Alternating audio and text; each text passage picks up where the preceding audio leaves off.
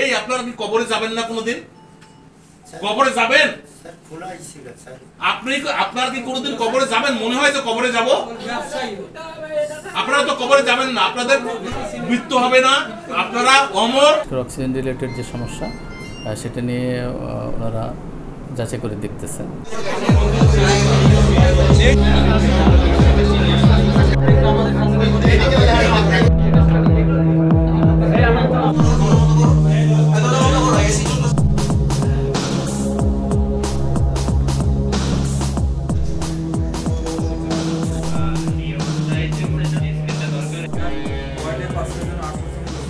পাঁচ সদস্য বিশিষ্ট একটা কমিটি গঠন করে দিয়েছি তদন্ত করার জন্য। সেখানে একটা মেডিসিন ইউনিটের বিভাগীয় প্রধান, আর এর পাশাপাশি আমার প্রশাসনিক কর্মকর্তা, আমার তত্ত্বাবধায়ক, তারপরে নার্সিং সুপার সহ 5 সদস্য বিশিষ্ট একটা কমিটি আছে। তো ওনারা আজকে প্রাথমিক কাজ শুরু করেছে। আমি ওখানে জরুরি ভিত্তিতেই দ্রুততার সাথে ওই তদন্ত করে তদন্ত রিপোর্ট দাখিল করতে বলেছি। হয়েছিল কার অ্যাডভাইস হয়েছিল বলেন? এই পেশেন্টের ক্ষেত্রে কি ছিল? অক্সিজেন কি সিলিন্ডার ছিল? গুড, বলেন এই রোস্টার অনুযায়ী প্রচারের মধ্যে আপনি দয়া করে দেখেন এই রোস্টার অনুযায়ী কে কে দায়িত্ব ছিলেন সেটা বলুন।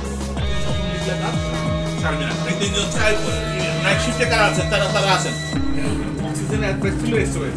এই ওনার কাছে কি অক্সিজেন সিলিন্ডার দেওয়া আপনার শিফটের পদ্ধতি আজকে তার দিলাম রুমে যে অক্সিজেন লাগবে ছোট ভাই যে স্যার এই কি করেছে তাই করে কাছে আপনি ওয়ার্ড বয় দেখেন। হ্যাঁ, এবার আমি কোন নার্স বলেছি ওয়ার্ড বয়ের কাছে যারা ওখানে বসে আপনি দেখে চিনবেন তাকে?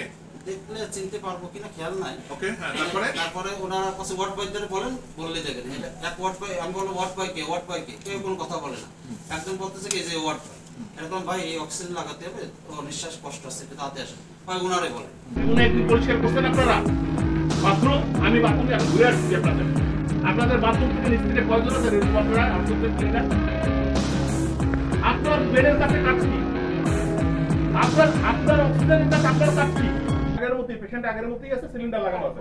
সিলিন্ডারের সাথে মুখেও লাগানো। হ্যাঁ, মুখেও লাগানো আছে। তারপরে আমার এর মা কোনো ফোন দিচ্ছে, তারপরে আমি সেই ফোনটা চার্জ দিই, এরকম পাশের পেটে চার্জ রেখেছি।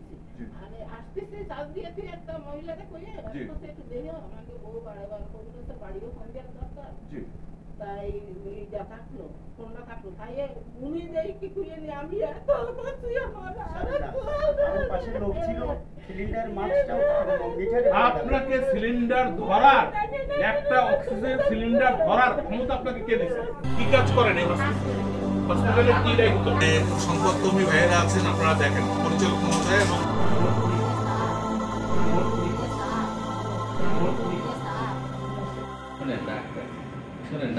দেখেছি। সেটা হলো আমরা দেখেছি যে আউটডোর যেখানে থাকে, আউটডোরে এখানে দালালের উপস্থিতি আমরা লক্ষ্য করেছি এবং আমাদের দুজন অফিসার তারা রোগীর ছদ্মবেশে এখানে এসেছিল। আমাদের অফিসারদেরকে সেই দালালরা কথিত ডাক্তারের কাছে নিয়ে যাওয়ার জন্য অলরেডি আমাদের অফিসারকে নিয়ে গিয়েছে। তার মানে এটা সুস্পষ্ট প্রমাণ পাওয়া গেছে এখানে দালালের উপস্থিতি আছে এবং সেই দালালদেরকে দুজনকেও ধরা হয়েছে। এখানে ধরে তাদেরকে হসপিটাল কর্তৃপক্ষের কাছে সোপর্দ করা হয়েছে। আমরা দ্বিতীয় যে ব্যাপারটি আছে সেটা হলো যে এখানে ক্লিনিং এর যে ব্যাপারটা আছে, এখানে আমরা আমাদের পরিদর্শনে এখানে ক্লিনিং এর এই সমস্ত হসপিটালের পরিষ্কার পরিচ্ছন্নতার যে ব্যাপারটা সেটা খুবই খারাপ মনে হয়েছে। এই হসপিটালে পরিষ্কার পরিচ্ছন্নতা কার্যক্রম হয় না ভালো মতো। তো এখানে আমরা ওয়ার্ড মাস্টার যিনি আছেন তাকে জিজ্ঞাসা করেছি। এখানে কেবলমাত্র ওনারা বলেছেন যে স্বল্প সংখ্যক রাজস্ব খাতের যে ক্লিনার আছে শুধু সেটা আছে। আর এই মুহূর্তে আমরা কি বলে আউটসোর্সিং এর কোনো ক্লিনারের অস্তিত্ব আমরা এখানে পাইনি। আমরা সেটা দেখবো পরবর্তীতে, যদি এই আউটসোর্সিং এর কোনো বিল বা কোনো কিছু নেওয়া হয় এটা আমরা যাচাই করবো। অবশ্যই কমিশনের অনুমতি নিয়ে এটা আমরা যাচাই করবো, কারণ না এখানে আউটসোর্সিং যেহেতু এই মুহূর্তে আমরা কাউকে কর্মরত পাইনি, আমাদের সেটা অবশ্যই পরবর্তী যাচাই বিষয়। Voice of Tiger.